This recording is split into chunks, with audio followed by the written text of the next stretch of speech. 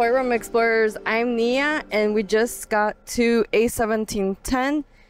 It is a very unique distillery here in Martinique because they do not follow the AOC rules and they use alembic pot stills. So super excited to try this rum. This is not available in the US, but we're gonna check it out. So grab a drink and come follow along.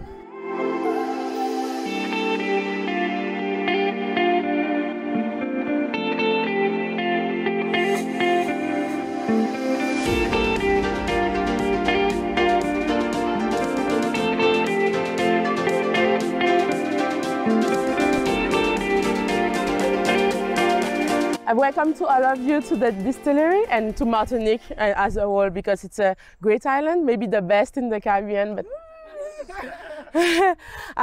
so you pick very well if you like rum, because there is a lot of distilleries, a lot of drinks. Habitation du Simon, which is like Simon's estate, which is an old sugarcane factory that was created in the 18th century. So from the 18th century up until the mid-19th century, we had sugarcane production here. And then with the sugarcane crisis that submerged all of the Caribbean islands, the production here stops. And then we had a little bit of renovation and decoration, etc., to do when we arrived in 2010. So during that lapse of time, you didn't have any activity here. People just came by to take some pictures or do some things related to the heritage of the island. So when we arrived, we wanted to be a different kind of distillery. So all of the distillery that you maybe will visit had a lot of history before. So they were created in the maybe 20th century, even the 19th century. So they are very old, decades of experience and as well history behind them. So when we arrived, we are the brand new distillery. There was no creation of distillery in the island during the whole of 100 years. So when we started, it was like the rebirth of something. So we wanted to be very different. So all of them are very big. They do all of them very high quality rums. So we want to have a different approach on the process making of the rum. And by doing that, we wanted to have a more craft and more ancestral approach to the process, add to some modernization that we have. So we use copper pot still for the distillation. We use different kind of cask for the aging. We do hand bottling. We do hand harvesting on every single sugarcane field. So if you ever want to cut some sugarcane, free of charge. Yeah, by hand. So it's like with the machete. So we go into the sugarcane field. So during the whole year, from January to December, we're gonna cut the sugarcane. So during the whole year, we're gonna have some activity. We're gonna do fermentation, distillation, etc. So this is more like a human-sized distillery, but we want to have more creativity approach to the making of the rum. So for example, we're gonna have rums that usually you don't tend to find in classical rum agricole. We have a wide range of white rum, and now we are starting to develop more into the aged rum as well. So I think you're gonna love it at the tasting, which I think everybody is waiting for. So we're gonna go to the visit. You can take some pictures, videos, everything. You can ask many questions along the way.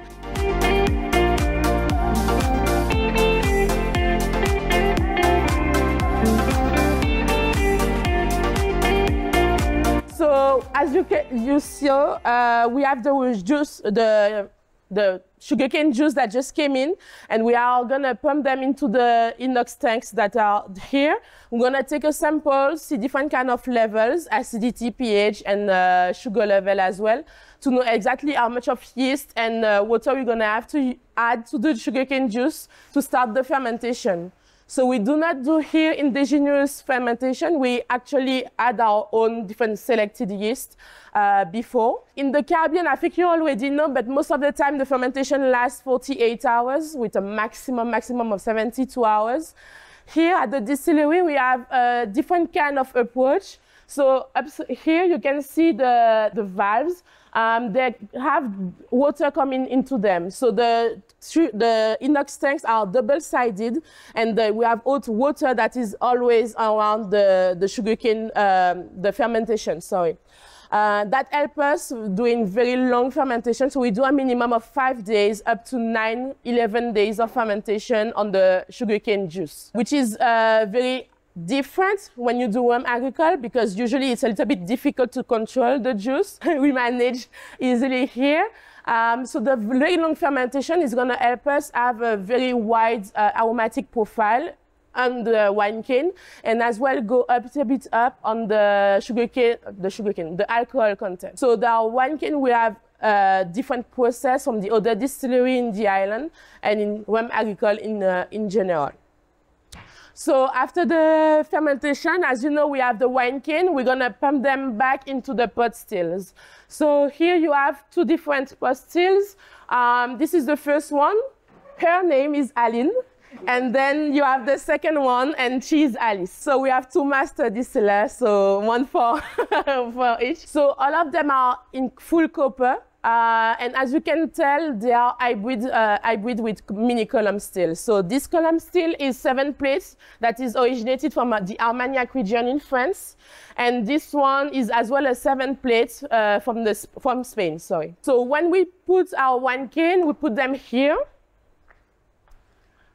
Because when we're gonna start the pot still, we're gonna turn up the heat here on the boiler. It's gonna start to boil, and it's gonna take a little bit of 2 hours to reach 100 degrees Celsius. So during those 2 hours, you have your wine cane here, and when we have 100 degrees Celsius, we turn up here, and the wine cane will then just get into the boiler in less than 2 minutes. Then it's gonna start to boil. The vapors will go up and up and up. And then it's going to reach out to the onion part, which is the first point of separation of vapors. So all of the volatile vapors will go up on the onion to the swan neck, and all of the less volatile one that contains water will go back down to the boiler. So all of the vapors will go up, and then we have the swan neck that is here, that is part as well of the pot still. And then with the hybrid system, the vapors will actually go down this way. In cognac, because they don't have in their AOC the column still, the vapors will go directly to this part. And here they're gonna have alcohol that is gonna be around 30–35% alcohol. This is why they're gonna do a double distillation, take this and put them back a little bit more on this side. Here with the hybrid system, the vapors will go down here and go next up by plates by plates. I think you know this system because a lot of producers in America have column stills. So the 7 plates of distillation will help us go from the 30% that cognac people have to the 70% requirements. So the vapors will leave the column still at 80 degrees Celsius and then go up here and back to the pot still part. So this is the cooler. The vapors will go into this and it's gonna do like a snake around. And we're gonna fill this with very cold water, around 20 degrees Celsius. So it's gonna go back down like this. And then further, minutes by minutes, it's gonna condense the vapors and then liquefy them into the rum. So this is what we call here rum de coulage. This is not just rum. You have to actually work on them, on it to be able to call it rum. So we are in the middle of distillation. So we're gonna have a tasting, if you want to. And then we have the art of the distillation that's gonna be between 75 and 62% alcohol, depending on the day. And then we have the tails, that's gonna be the very end, that's gonna be lower than 60% alcohol, that we're gonna as well separate. So everything that we're gonna keep are the art of the distillation, that's gonna pour here for 4 hours and fill the tanks. Tu leur dis? Arsène doesn't want to speak English. He just said that this is organic certified Roseau sugarcane variety. So what we do here, it's a single farm and single varietal batch of distillation. So very specific. We're gonna harvest the sugarcane from Monday to Friday, from January to December. And the fermentation will follow as well the same pace. And then we're gonna distill from Monday to Saturday during the whole year as well. And sometimes we start both, like today, both pot stills in the same time. So whenever the time you come by, we're gonna have production at the distillery. So we do not respect the, how do I say that? The guidelines from the AOC when people only harvest from January to July. The sugarcane will actually grow. The second part of the year, when we're gonna harvest the sugarcane, is gonna give us more vegetal notes. So what we are looking for is sometimes to do a batch only from the second part of the year to have more different approach on the range. And sometimes we do blends. So we're gonna blend second part and last part of first part of the year to be able to have more complexity on the white rum. Oh, so for example, one distillation, Caesar, 6 hours. We're gonna put here 1,000 liters of wine cane, and here we're gonna have approximately 100 liters of rum. So you have to distill a lot. 100 liters at 70%, obviously, without the reduction after. And here, as you can tell, the pot still is a little bit bigger. This is 150, no, not at all, 1,500 liters of wine cane. And at the end, you have 150 liters of rum. So yes, a little bit bigger on this pot still. And what we like, because we just started with Alice, is that we have different signatures on the batch. So for example, we're gonna distill the same roseau sugarcane on both of the pot stills, and it's gonna give us very unique signatures on both of them. So maybe one day we will play to be able to have different cuvées, or maybe blend them to have the best. Here at the distillery as well, because of the hybrid system, we are able to do the double distillation like in cognac, sorry. So we just shut down here and we do the pot still distillation. So we have a cuvée that is double distilled. It's close in the tasting, in my opinion, to a French eau de vie with notes of pear and pepper as well.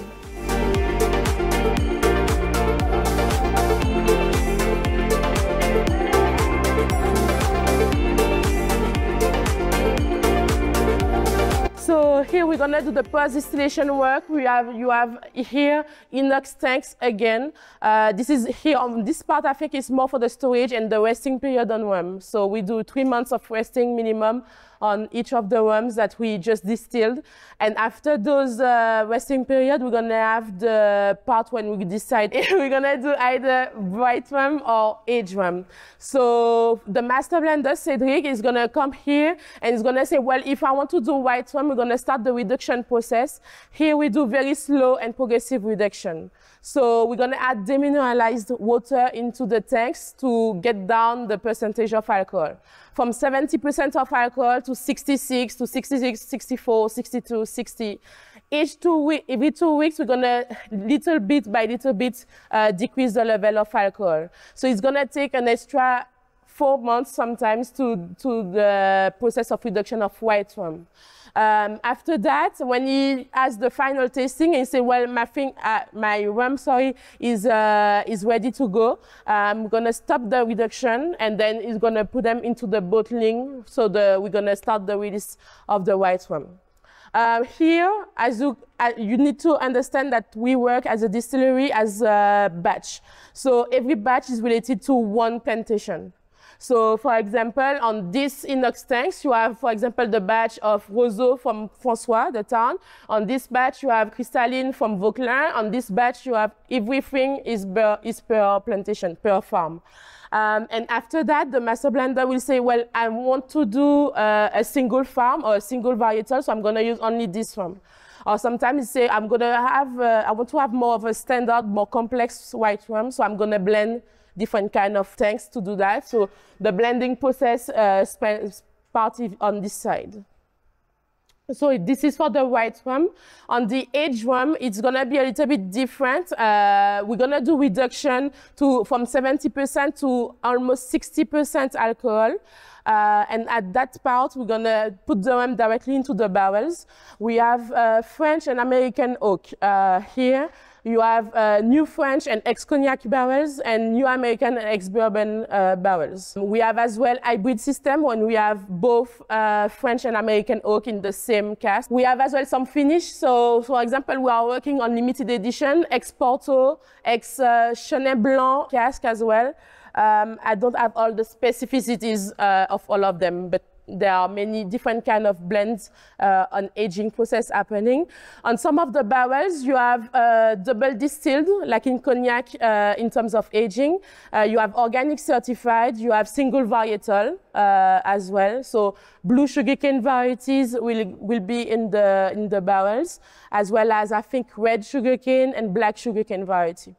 So the aging process here, because we are a quite recent distillery, we are trying the most to wait to release any age rum, obviously. So we have 3 years and under that you're gonna be able to taste, and as well as 6 years old that we released, and I think 2 years ago, or 1 year ago, that you are gonna be able to taste. At the distillery, we are as well being bottlers. So what we do, the master blender will go to the distilleries in Martinique and Guadeloupe and tell them, I need to buy the casks that you don't want to use into your own blend. Let me taste them, and if I like them for my own blends, I'm gonna purchase them. So he received a batch of different samples from distilleries in Guadeloupe and Martinique, taste them and see if they fit into what he wants to do for a blend. At that point, we're gonna took all the ones that he purchased, put them back into the very large tonneau, which is a large wood cask, and then we're gonna wait them for 18 months on one of them. Sometimes we put them in barrels, ex-cognac barrels. So most of the rum that we select for the blend are from 6 to 22 years of aging. So this is very old cuvée that we release every 2 years or every 3 years sometimes. So yes. Most of the wooden cask, I don't know how to say that in English. In French, it's very large tonneau. It's used for the maturation and the final signature on the rum. And they are from eau de vie from Cognac region. Sometimes they are just not from Cognac, I think they are from Burgundy sometimes. And then you have as well the brand new amphore that we purchased. We are in the mix of doing some experiments. So experiments on doing the aging into amphores, or doing sometimes the final testing, final maturation into amphores as well. So we don't know what it's gonna be the result. We are in the middle of doing that. Yes, so the rums will be directly in contact with the terracotta, which is terracotta. And yeah, it's gonna be able to oxygenize a little bit the rum. So we don't know exactly what will be the angel's share, what will be the result. So we are trying different kind of rums to see which one fits better at different stage of the process. So yes. Maybe it's gonna be very nice. It's not gonna be obviously colored like in the wood, but yeah.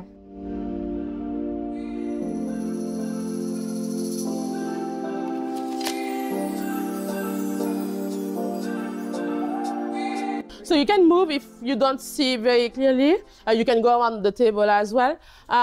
So this is our cuvée, and they're gonna show you the process of that. So here we're gonna clean the bottle. So there is this is rum Renaissance that's gonna clean the bottle Renaissance. So from sometimes bottling session, we can lose up to 10 liters of rum by doing that. But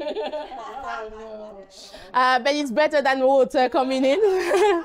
So then we're gonna fill the bottle. So we use this, and it's gonna take only 6 bottles at a time.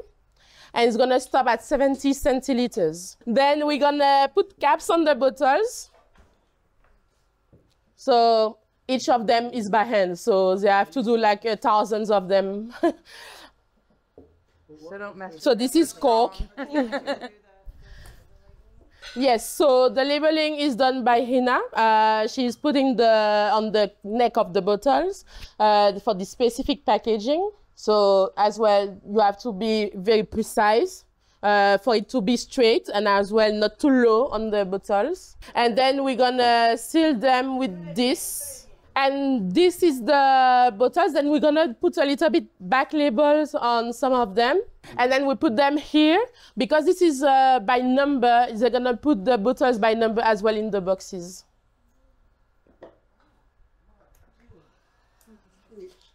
And this is one bottle. This is the easiest that we have.